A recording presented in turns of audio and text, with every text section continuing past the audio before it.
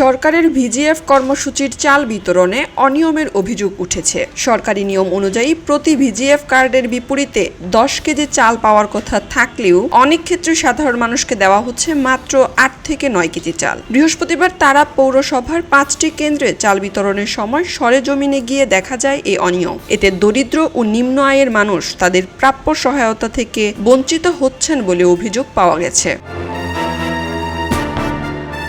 উপজেলা খাদ্য নিয়ন্ত্রক অধিদপ্তর সূত্রে জানা গেছে, এবার ঈদের আগে উপজেলার 7টি ইউনিয়ন ও 2টি পৌরসভায় 7,774 জনকে 10 কেজি করে চাল দেওয়া হচ্ছে। তারা পৌরসভায় 4,625 জনের ভিজিএফ কার্ড হয়েছে।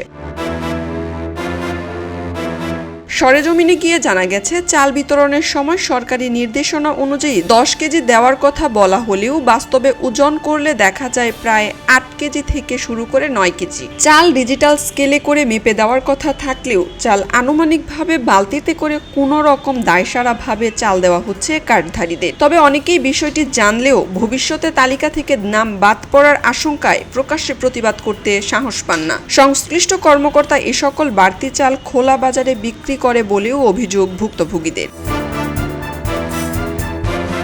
হাজেরা বেগম নামে কার্ডধারী নাম প্রকাশ না করার শর্তে বলেন, আমাদের বলা হয় 10 কেজি চাল দেওয়া হচ্ছে, কিন্তু মেপে দেখা গেছে 1.5 কেজি কম। আমরা গরিব মানুষ, তাই প্রতিবাদ করতে পারি না।